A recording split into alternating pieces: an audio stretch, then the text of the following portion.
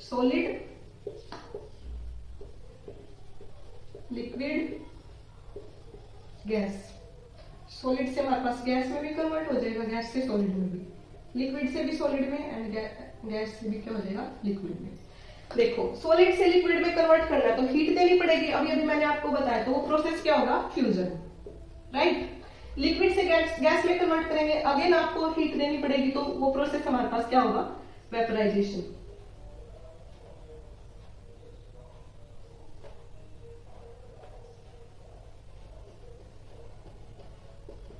Vaporisation, ठीक है। Solid से गैस में कन्वर्ट करेंगे तो हमारे पास उसको बोलते हैं सब्लिमेशन, अभी बताऊंगी इसके बारे में। अब लिक्विड से सॉलिड में, यानी कि पानी से हमें बर्फ बनानी है तो ठंडा यानी कि कूल करना पड़ेगा, तो उस प्रोसेस को बोलते हैं सॉलिडिफिकेशन। सेम अगर गैस से लिक्विड में जाना है, वेपर से पानी बनाना, तो उसको क्या टेम्परेचर कम करना पड़ेगा यानी कि ठंडा करना पड़ेगा, तो इस प्रोसेस को हम बोलते हैं कंडेंसेशन। ये हमारे पास same sublimation. The process of changing of solid state directly to gas without changing its state to liquid is known as sublimation. Very important. देखो, the process या फिर conversion of solid state directly to gas without changes into liquid, तो वो हमारे पास क्या होता है, sublimation होता है। इसके आपको 2-4 एग्जांपल भी याद रखने हैं, जैसे कि कैम्फर। आपको पता है ना कि जो कपूर की गोलियां रख देते हैं कपड़ों में, है ना, और फिर उसकी एक स्मेल तो आती है लेकिन वो गोली गायब हो जाती है जैसे हम कपड़े निकालते हैं कहीं बेड से या संदूक वगैरह से, है ना, तो वो क्या है, सब्लिमेशन। डायरेक्ट हमने सॉलिड रखा और वो उसमें वेपर्स में कन्वर्ट हो गया, जिससे स्मेल तो हमें आ रही है लेकिन वो जो हमारे पास लिक्विड प्रोसेस नहीं हुआ, सब्लिमेशन। दूसरा एग्जांपल है इसका एमोनियम क्लोराइड। नेक्स्ट लिम्बी इसका एग्जांपल है, ठीक है, ये आपको पता होनी चाहिए। फ्यूजन आपको पता हो गया, सॉलिड से लिक्विड में कन्वर्ट करने की प्रोसेस, वेपराइजेशन लिक्विड से गैस में कन्वर्ट करने की प्रोसेस, और सॉलिड से गैस में हम अगर डायरेक्ट करेंगे तो सब्लिमेशन होता है, ठीक है। समझ में आया? एक बार देखो इसको।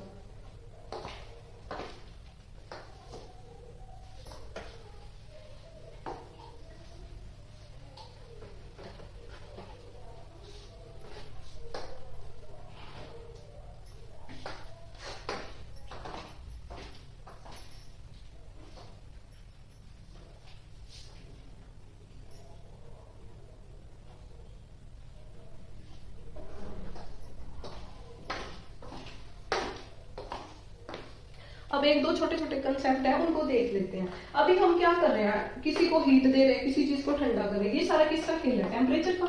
या तो टेम्परेचर इंक्रीज कर रहे हैं कि हीट दे दी हमने, अगर डिक्रीज कर रहे हैं तो हमारे पास क्या होगा, उसको कूलिंग इफेक्ट दे दिया। तो क्या हम जो मैटर की स्टेट है सिर्फ टेम्परेचर से ही चेंज कर सकते हैं क्या, इसमें कोई प्रेशर का भी रोल है, तो वही देखते हैं। देखो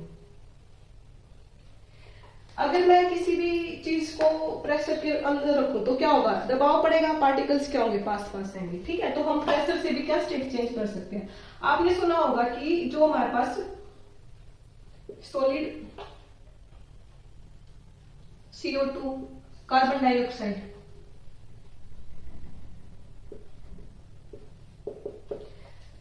है, इसको हम हाई प्रेशर में रखते हैं, ठीक है।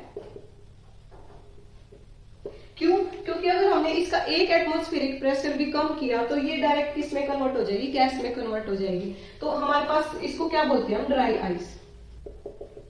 इंपॉर्टेंट है ये, dry ice is known as solid CO2, ठीक है। इसको हम हाई प्रेशर पे रखते हैं। देखो इसका एग्जांपल मैं आपको समझाती हूँ कैसे।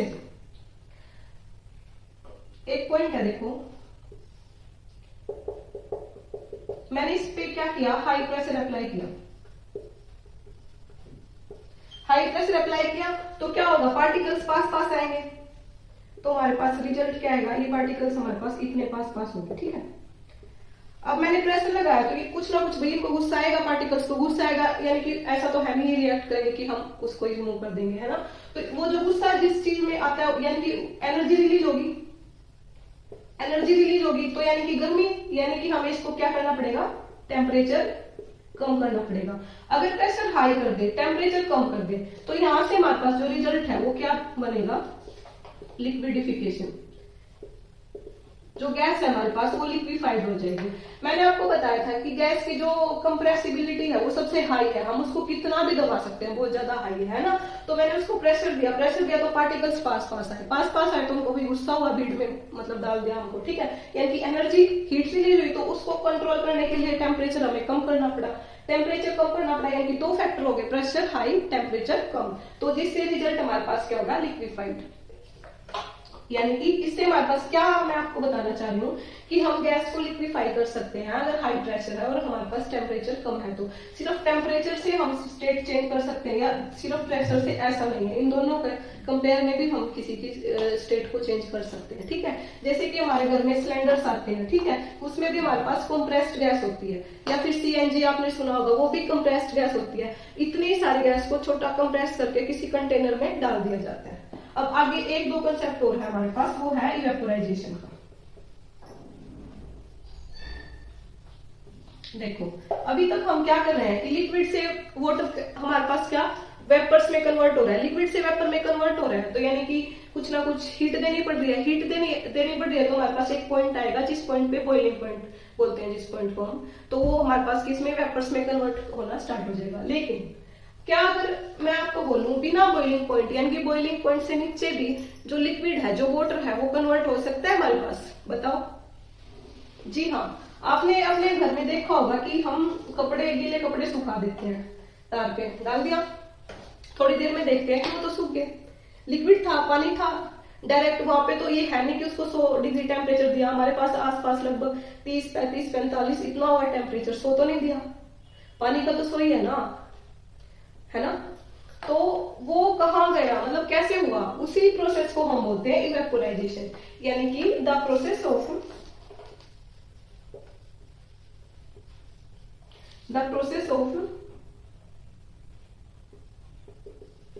लिक्विड या फिर water to convert into water vapours below its boiling point. पानी का बॉइलिंग पॉइंट हमारे पास क्या है, 100 डिग्री सेल्सियस, लेकिन हमारे पास छत पे भाई 100 डिग्री सेल्सियस हम कहां से देंगे, नहीं दे सकते।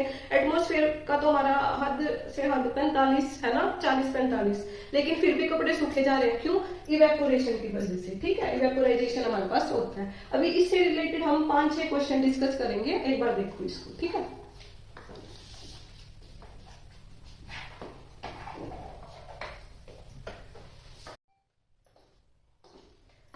तो एक छोटा सा कंसेप्ट रह गया हमारे पास, इवेपोराइजेशन हमारे पास क्या है, मैंने बताया था कि बॉइलिंग पॉइंट से अगर पहले भी डायरेक्ट हमारे पास वाटर वेपर में कन्वर्ट हो जाना, वो होता है इवेपोराइजेशन। तो वो किस किस फैक्टर पे डिपेंड करेगा, एक बार वो देख लेते हैं। फैक्टर्स पे किस किस पे डिपेंड करेगा, 4 फैक्टर्स है, surface area, temperature, humidity and wind. तो अगर हमारे पास सरफेस एरिया ज्यादा होगा तो देखो मैंने बोल दिया कि एक बकेट में कपड़े हैं, उसी में रहने दो, सूख जाएंगे, सूखेंगे नहीं, 1-2 दिन लगेगा, 3 से 4 दिन भी लग सकते हैं। क्यों, क्योंकि सरफेस एरिया कम हो गया, तो उनके जो पार्टिकल्स है वो क्या बोलेंगे, एनर्जी कहां से ले, नहीं, सराउंडिंग से तो हम कॉन्टेक्ट कर ही नहीं पा रहे, तो एनर्जी कहां से लेंगे। तो मैं अगर आपको बोलूं कि उनको तार पे सुखा के आओ खुले करके, तो एक दिन में ही सूख जाते हैं ना कपड़े, क्यों, क्योंकि वहां पे सरफेस एरिया ज्यादा हो गया, तो एनर्जी लेने की जो पावर है उनके पास ज्यादा होगी, एनर्जी ज्यादा होगी तो क्या होगा, देखो सरफेस एरिया ज्यादा होगा, एनर्जी कहीं से भी ले सकते हैं, एनर्जी लेंगे तो जो पार्टिकल्स के बीच का ये फोर्स है टूटेगा तो ये हमारे पास क्या होगा, फ्रीली मूव करेंगे और ये वाटर वेपर में कन्वर्ट हो जाएंगे, तो हमारे पास कपड़े सूख जाते हैं, ठीक है। नेक्स्ट हमारे पास आता है टेम्परेचर तो मैंने बताया था, इंक्रीज होगा तो हीट इंक्रीज होगी, लेटेंट हीट, और हीट इंक्रीज होगी तो पार्टिकल्स के बीच का जो फोर्स है वो क्या होगा, इंक्रीज होगा, यानी कि जल्दी से वाटर वेपर में कन्वर्ट होंगे, तो हमारे पास इवेपोराइजेशन भी क्या होगा, ज्यादा होगा। तो यानी कि ये दोनों क्या है, डायरेक्टली प्रोपोर्शनल है, किसके,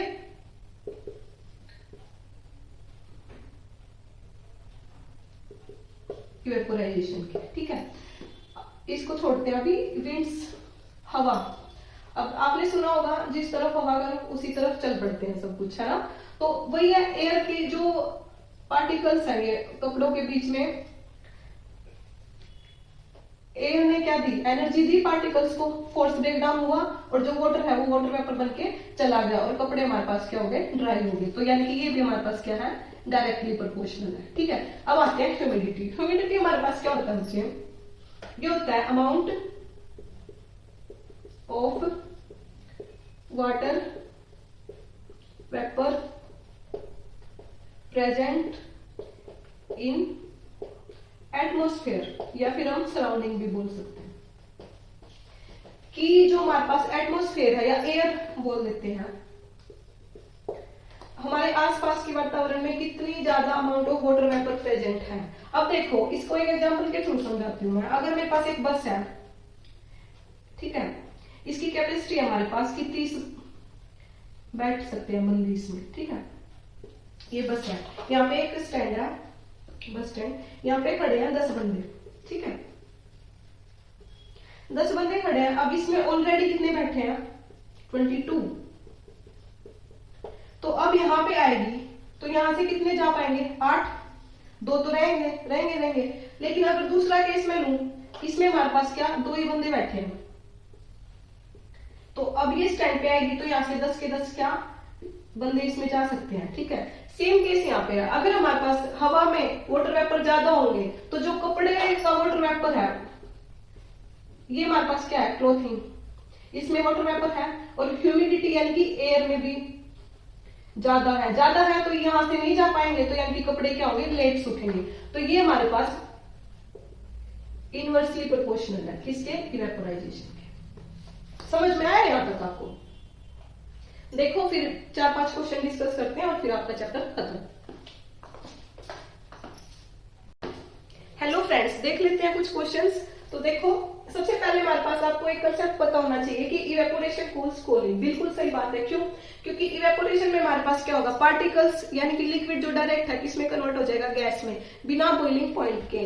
कैसे होगा, उसको एनर्जी चाहिए ब्रेक डाउन करने के लिए। एनर्जी कहां से लेगा, सराउंडिंग से लेगा, तो यानी कि हीट तो हमारे पास चली गई, तो यहाँ पे हमारे पास कूलिंग रहेगी, यानी कि कूलिंग इफेक्ट आएगा। ठीक है, now why should we wear cotton cloth? Cotton cloth हमें गर्मी में पहनने चाहिए। बोलते हैं ना आपको गर्मियों में कि सूती कपड़े पहनिए, गर्मी नहीं लगेगी। क्यों?